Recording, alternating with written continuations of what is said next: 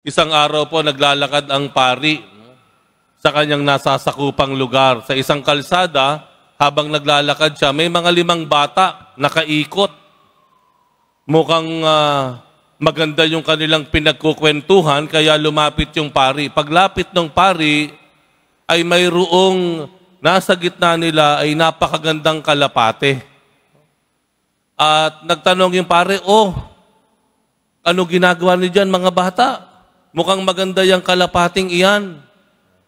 Ang sabi nung isang bata, Father, meron pong tumigil dito na isang sasakyan, binigay sa amin itong napakagandang kalapate, regalo daw sa amin.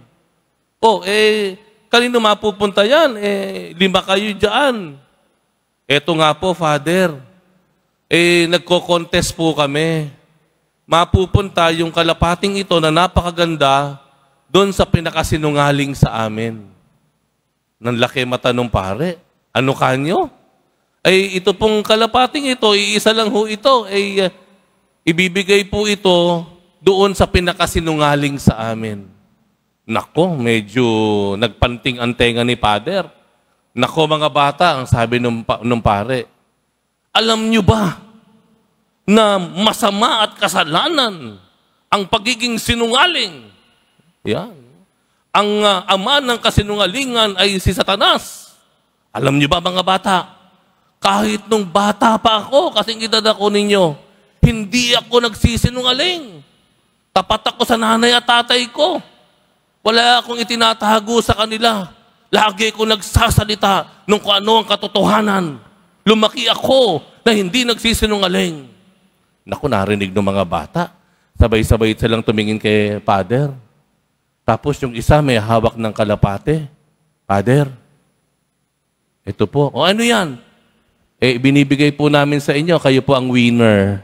Kayo po ang panalo sa amin. Ano kasi nungaling. May iniwan si Pope Francis sa atin na katuruan. Ang sabi ni Pope Francis ay ang simbahan daw po ay hindi museo ng mga banal. It's not a museum of saints. Ngunit ito ay ospital ng mga makasalanan. Ang sabi ni Pope Francis, makasalanan mula sa pinakabatang miyembro ng simbahan hanggang sa pari, hanggang sa papa, hanggang sa Santo Papa.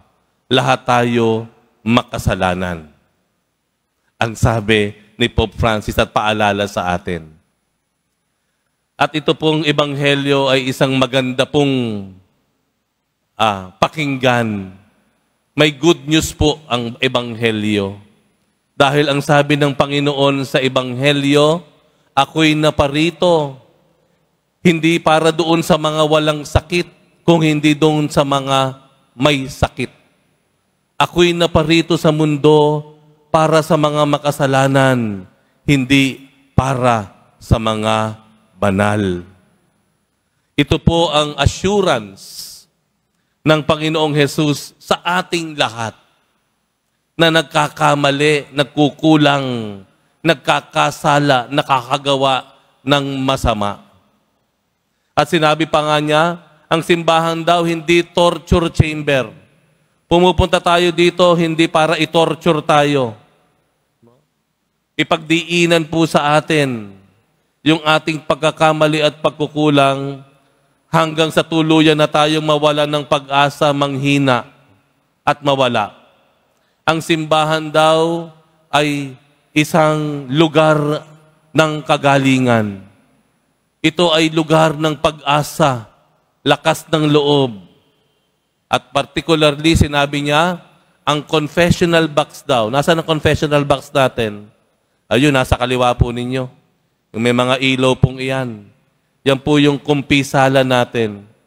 Sinabi ni Pope Francis, itong mga kumpisala na ito ay lugar ng pagpapagaling. Itong mga kumpisala na iyan ay lugar ng nag-uumapaw na biyaya ng Diyos.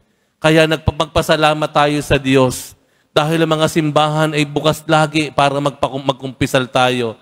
Dito sa Quiapo, bago pa sumikat ang araw hanggang sa paglubog ng araw, meron pong mga naghihintay na pari para tayo ay pumunta, lumapit para ating takbuhan.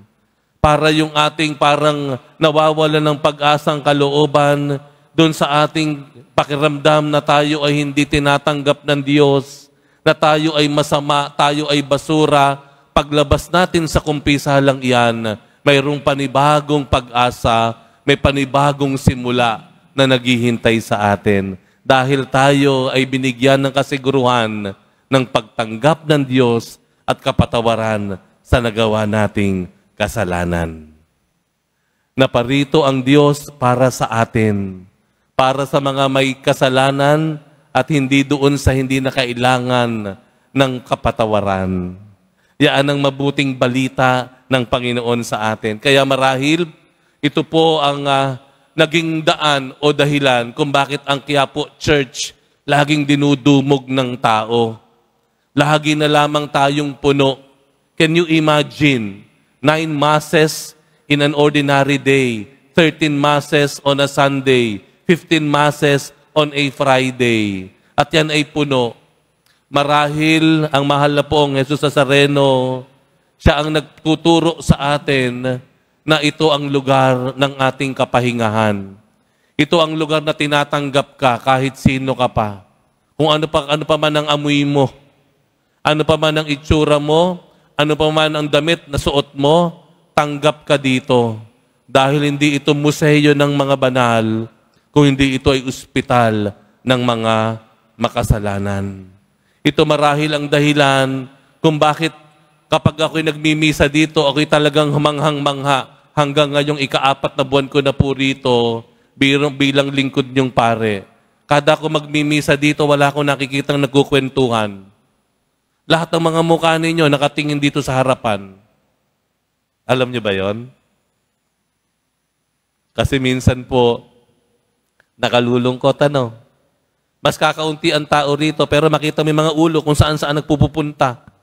Lingon. Makikita niyo naman pag nandito kayo, POV, makikita niyo talaga kung sino yung lingon na ganoon, yumuyo ko, tingin sa cellphone, binibilang yung ikot nung ceiling fan, ganoon. Pero POV, mula po dito sa altar, ako po yung manghang-mangha. Sabi ko, ito ang himala ng Nazareno. Talagang yung mukha ninyo, still, hindi nagalaw. Hindi ko lang alam kung kayo ay nakatunganga lang, at tagos-tagosan ang mukha nyo ang tingin nyo sa pare, Pero nais kong isipin itong mga deboto ng mahal na poong Jesus Nazareno, itong mga nagsisimba sa Quiapo, talagang naroroon yung kanilang hangarin, mithiin, na makaniig ang Panginoon. At ang isang dahilan, we found a place of acceptance. Natagpuan natin ang lugar na tayo tinatanggap. Nakikita natin yung lugar na ito na lugar ng kapahingahan, ng kagalingan, ng kapatawaran, at pagmamahal. Mga kapatid, oo, tinatanggap tayo bilang makasalanan ng Diyos, pero wag nating kalilimutan yung sinabi ng Panginoon sa Ebanghelyo, sumunod ka sa akin. Yun ang sabi niya kay Mateo. Ano ibig sabihin nun? Ibig sabihin nun, makasalanan nga tayo, pero sumunod ka. Maglakbay ka. Sumunod ka tungo sa isang buhay na mas maayos, mas tapat. Tumayo ka at magsimula kang maglakad, sundan natin ng Panginoon para sa isang buhay na mas makatarungan, makipagkalakalan sa iyong kapwa, isang buhay na may mas malasakit sa kapwa, isang buhay na mas may paggalang at pagkilala ng halaga ng kapwa. Tumayo tayo kagaya ng ginawa ni Mateo at maglakad sundan ng Panginoon para sa isang buhay na mas pinahahalagahan ng sarili, pinahahalagahan ng kalusugan, may respeto sa katawan, at may pagpapakumbaba. Mabuhay tayong mga makasalanan dahil minamahal tayo ng Diyos. Pero pinagpala tayo dahil tayo inaanyayahan ng Diyos para sa isang buhay na mas mabuti, mas banal, at mas karapat-dapat sa Kanyang kaharian.